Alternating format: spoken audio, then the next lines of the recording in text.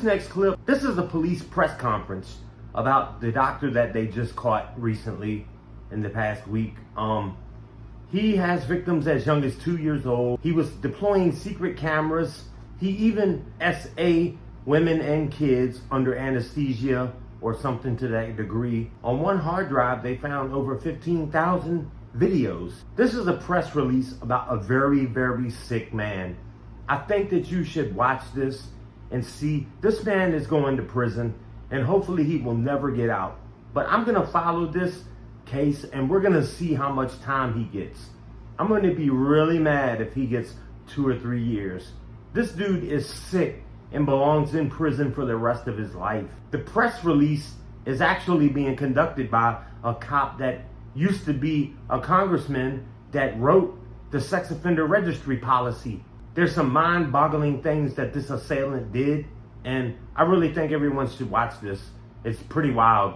And also, they're looking for more victims, if there are any more victims out there. So if you were at any of the facilities that this man was present at, then you need to think back to if you had any interactions with him. Everybody good? Okay, thank you. I hate staying at this podium lately.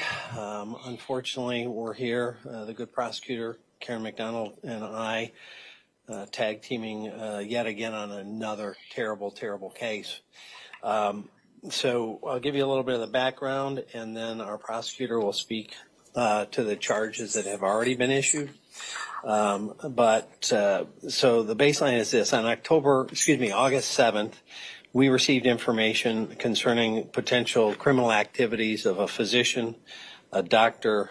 OUMAR AEJAS. OUMAR AEJAS, I believe is the pronunciation. 37-year-old Rochester Hills resident who's married and is the father of 2 young boys. The allegations were that he was engaged in activity, including but not limited to placing hidden cameras in changing rooms, video recording young children as young as 2 years of age, and all the way up to grown adults in different settings.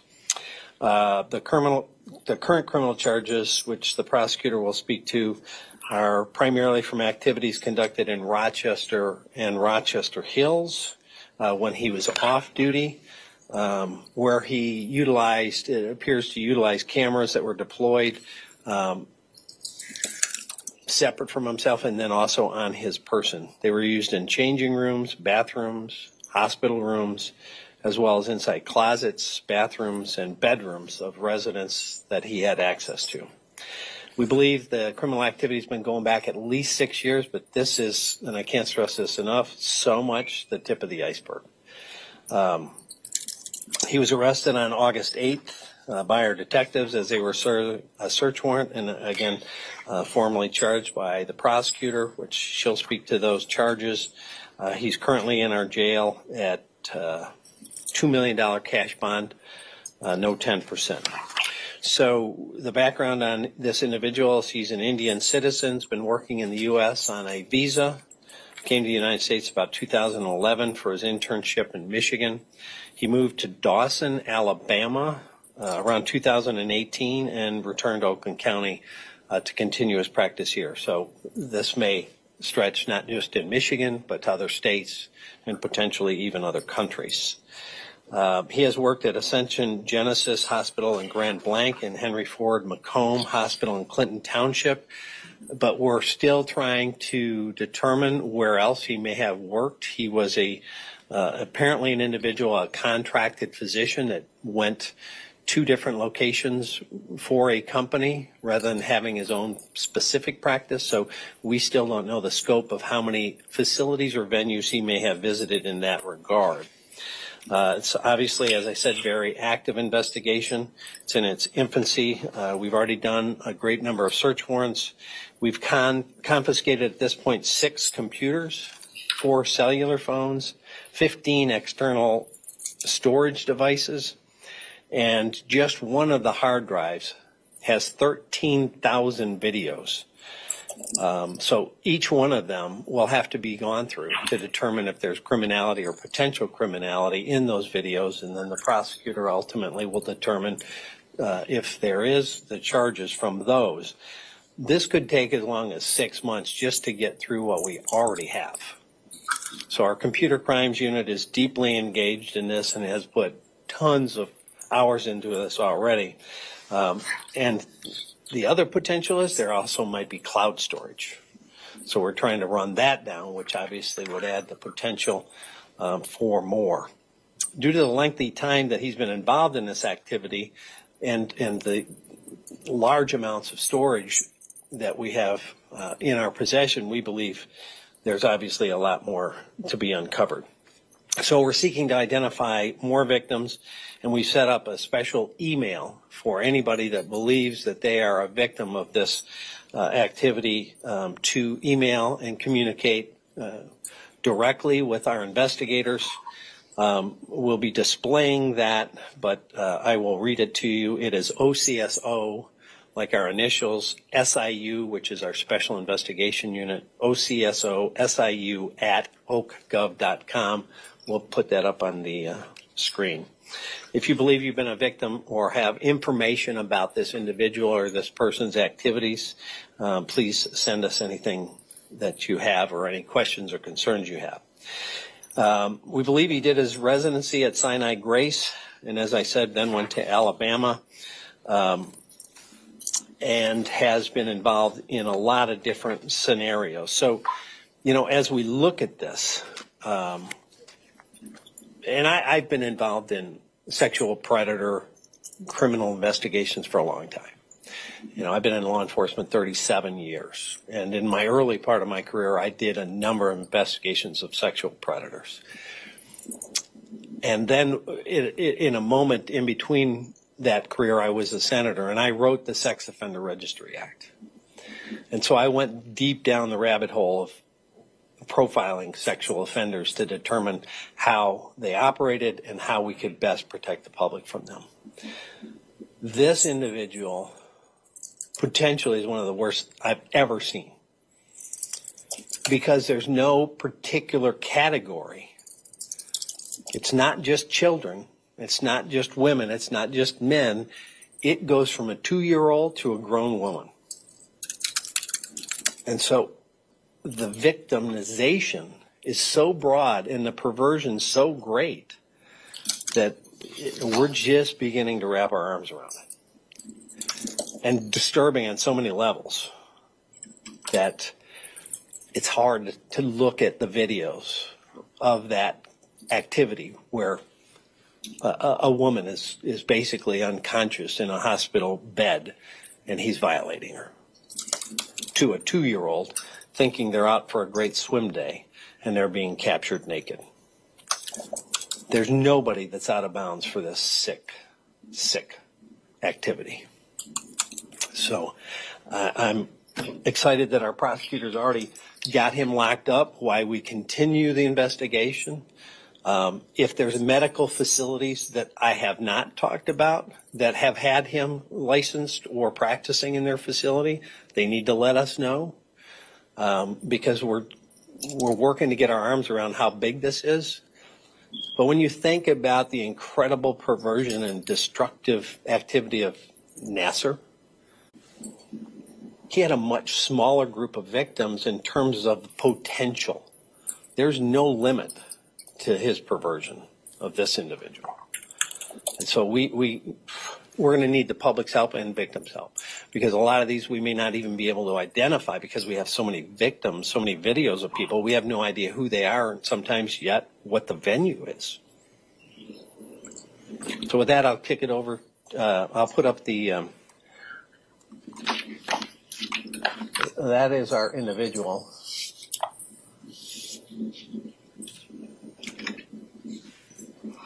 I'll let you capture that, and then I'll put up the email address and I'll kick it over to our prosecutor.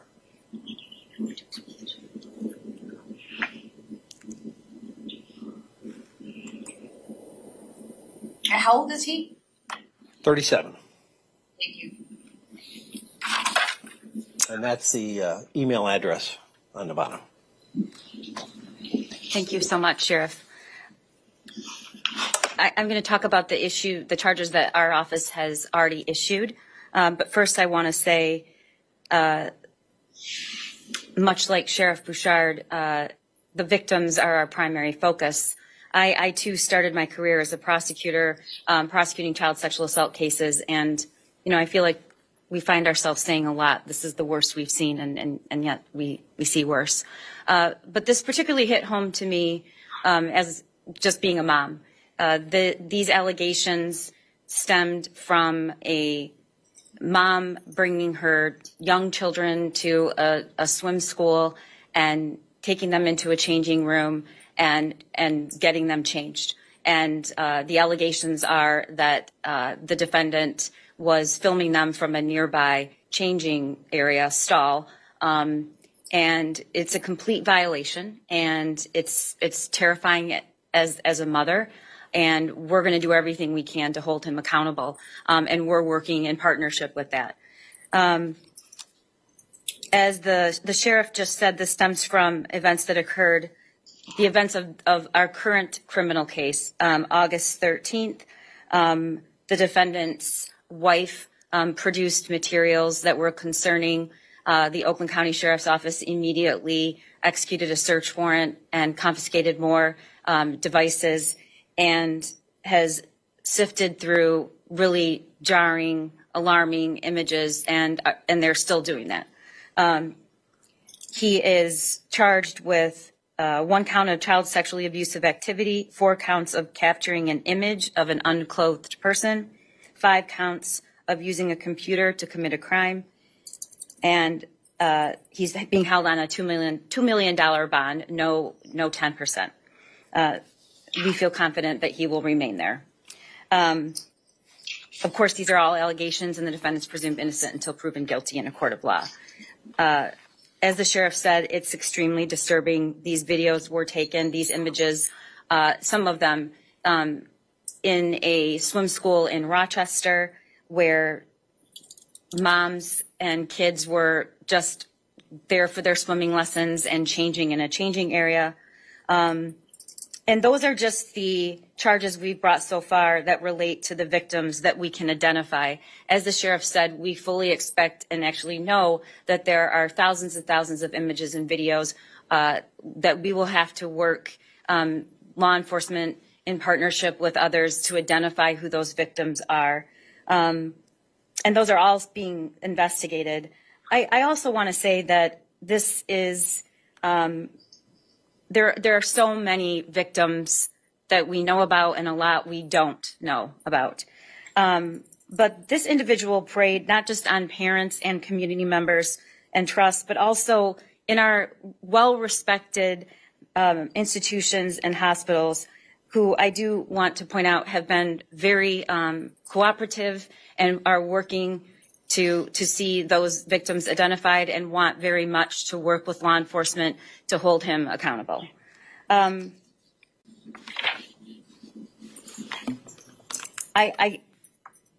can't stress enough the amount of hours and hours and hours of work it takes for the computer crimes section of the sheriff's office. And they have been doing that almost around the clock for over a week. These are difficult images to view, and it will take some time. We wanted to be cautious and careful about what we release to the public, because we don't and can't identify all the victims at this point.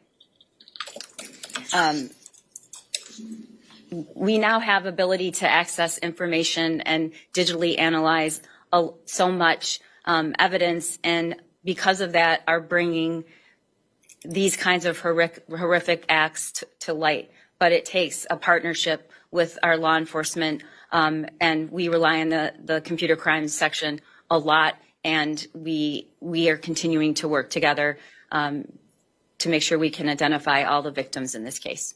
Thank you. Questions? Are the allegations all that it was just, not just, but that it was on camera, he was recording people, videoing people, or is there any that he was actually sexually abusing people? Yeah, he definitely sexually abused some of the folks, even on camera. Since he's an Indian citizen, is this investigation going to go across international borders as well? Are you in touch with Indian police? Well, that, as I said at the outset, I think that's a good possibility. It will end up in multiple states, potentially multiple countries. So as our computer crimes unit, who unfortunately has the task of seeing this disgusting stuff nonstop, if we're able to either use geotags or other kinds of things that will help us determine where things happen, you know, it will just take it where it is, and then obviously engage with our international partners as well. So far, how many victims do we have? I can't even put a guess on it because there's so many images. Ones you've identified? We haven't identified many of the victims, but we have multiple people that are captured on film in different states of complete undress, or where they are appears to be under some kind of anesthesia, and they're being violated. I can't even put a guess on it at this point. Are you able to share how did this crime come to light? We were given information by his wife. Are the 5 victims who are in the charged cases, they're in court records as Jane Doe's and John Doe? Does that mean they're not identified yet, or are you just protecting their identity? We're protecting their identity. The current charges that we've issued from the events that we've identified have occurred in Oakland County thus far involve 4 separate victims, and we absolutely have identified them, but are trying to protect their privacy. Can you tell us what was the swim club in Rochester Hills, the name of it? Yeah, and again, you know, as the prosecutor said, the hospitals and the swim location are victims in this as well. There is no information at all that they had any idea any of this behavior was going on, but it was the goldfish facility in Rochester. And they've all been very cooperative. Super cooperative. Can I just clarify, the victims that have been identified, the 4 victims in the currently charged case, where were those victims at? Obviously, we know Goldfish facility in Rochester. Was there another hospital as well, or were the victims all from that swim school? The currently charged cases are stemmed from the swim school, and it is a 2-year-old, a 4-year-old, and 2 adult females. Were these devices placed in areas that he had specific access to, or could they have been, you know, more public places no one would expect him to be able to plant a device like that? Yeah, it looks like he's potentially using a variety of camera options, including something that may have been accessible, maybe even controlled by a device, and some things may have been just his cell phone. I mean, that's still a work in progress, but it looks like, again, there's sometimes opportunistic moments when he does it, and other times where it looks like he has intentionally planned the moment. And just for clarification, I know you guys talked about this, but this time with the kids, this most recent time, I think, Karen, you were talking about this stemming from the woman changing her children. Was he physically, like, holding something? Is that how he got caught? No, he was not caught there. They were unaware. This was discovered on the hard drives that we were investigating. So the camera looks like it's looking underneath into their changing room. And whether, you know, what that actual device looked like, you know, I'm sure we'll get into some more of the evidence as this case proceeds, but he obviously had been examining and researching cameras to do a variety of surreptitious activity. So he was never physically with the camera when these recordings? Oh, no, he was with cameras, absolutely. You know, on some of the videos, he actually shows himself. I understand there's a lot of evidence to go through. So far, how far do you see this sort of activity dating back to? Well, you know, I detailed what we've seen so far, so I guess, you know, that's the current range. If they find out there's cloud storage, we don't know what may or may not be there. We don't know the depth of, you know, we don't know what we don't know. We just know it's massive, and they've got thousands of hours ahead of them to run through and determine if something looks to be criminal, and then that gets handed to the prosecutor, and then they keep going. And where was he arrested? At his home in Rochester Hills. One last question for me, at least. The court document shows that his age is 40. So is there any Is there a discrepancy there? I was early on told he was 37. Detective, anybody? I'm sorry, sure, really, he's 40. We'll confirm that with you. Or when this started percolating, I was told he was 37. Once we kind of had him in our sights, we focused more on what he did, not necessarily his date of birth, but we'll get that to you. And in the charging documents, I just want to clarify the number of victims. It lists 4 Jane Does and 1 John Doe. So are there 5 or 4 victims in that case? There are 4 victims. Sorry, one other question on the goldfish facility incident. So the offense date on the online court record shows August 21st, 2023. So this was an event that happened last summer that was seen on the hard drives. That's how you connected that case. Is that correct? Correct. It was from last year. Okay. Correct. What would you guys say to victims who might see this, who are a little nervous to come forward, even still with his face out there and everything? That's why we gave an email so that they could do it, in a way that's hopefully not fearful for them, that they don't have to, physically come in. They can send in information, and then we can begin to make sure that they understand we're on their team. If they're a victim, we're going to do everything we can to protect them, but also to hold the perpetrator accountable for what was done to them. And for the thousands of videos that you were talking about found on the hard drives, is that believed to be all like pornographic images? We have to go through it. Yeah, I mean, some of these last an extended period of time, and you may watch the whole thing, and there may be nothing that appears to be criminal, and other of these videos, it pops up immediately like, oh my gosh, where is he now?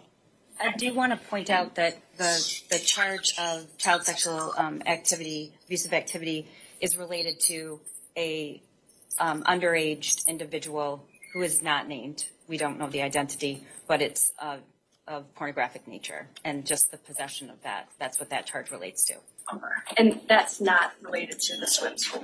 That's correct. So he's not charged with creating child porn at this point then? He is charged with 1 count of child sexually abusive activity. So that means it's on his device.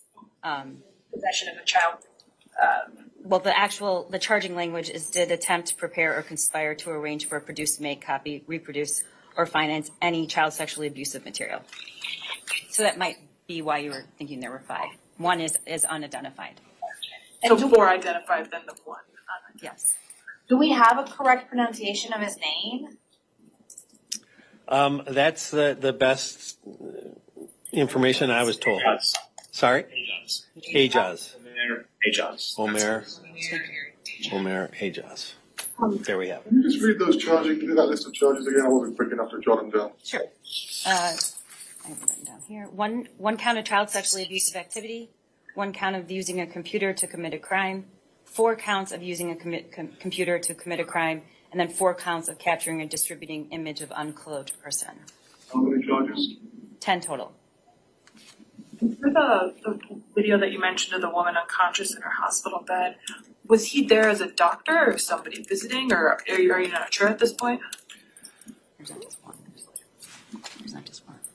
Yeah, she was mentioned that there's more than one. Oh, more. Unfortunately, a woman that appears to be in that situation, whether that was an individual he had been charged with any kind of medical care of, or he just accessed that room on his own, or if he went there on his own time because he had credentials. All of that's part of the investigation. And not the subject of any charges at this point. I also noticed there's a distribution charge as well. Is there an aspect where he was distributing those images somewhere? There's 5 counts of using a computer to commit a crime, 4 counts of capturing, distributing the image of an unclothed person. Those relate to the Goldfish Swim School. 2 of the victims were not minors. And to put a kind of an exclamation point on your question, at this point, our computer crimes unit hasn't determined he had sent these or shared these elsewhere, but these were his. But that's still going to be part if they find in the computer or the devices that he had been communicating or sharing. If you remember a very terrible case we had many, many years ago, we started with a few victims at a home in Oakland County and found out it was a national network of that they would do the victimization and then share it. And we don't have anything on that at this point, but that doesn't mean it's not there. And you compared this case to the Nasser case. From what you've seen so far, does this have the potential to be bigger than that because of his victimization pool? Yeah, I mean, that's what concerns me is that as terrible as that case was, it was based on actual patients in front of him, typically in a certain kind of target victimization. This has no target. It's completely random. It can be a stranger. It can be a person in a medical setting. It can be someone in his home. It can be anyone. Just to clarify, sorry, it sounds like maybe the date I'm looking at on here concerning the swim school might not be accurate. What is the date of the offense on the swim school incident? That was in August of 23. Is it all from one event or is it from multiple separate incidents? It stems. It's not just from one day. So there's a range. Does he have a medical speciality? He's an internist. So what hospital? I mean, you said Henry Ford McComb. Is that who he's been most recently? And no, I also said another one. So those are the two that we're distinctly aware of. Henry Ford McComb and Ascension Genesis. But, there's the potential for him to have been elsewhere, and that's still, as I said, if any other medical facilities had him credentialed or any other victim is aware of him being in another facility, we would like that information. And there's nothing public on Lara about a history of issues with his license. Are you aware of anything? We have no criminal history on him or any other complaints prior to us getting tapped into this early this month.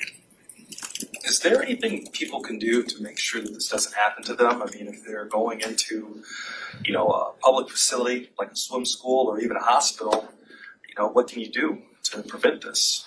Yeah, that's probably one of the most disturbing parts is it's so unsettling because it's so random and it's so prolific in different venues. So, you don't think about certain things. And we in law enforcement think about the worst thing all the time. We're always looking.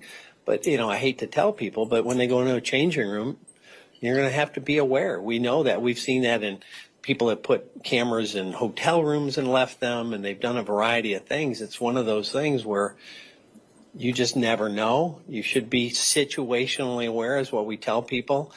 Certainly, if the changing room, like in some situations are, like if you go to a department store, sometimes the changing room doors are almost like bathroom stalls. They don't go to the floor.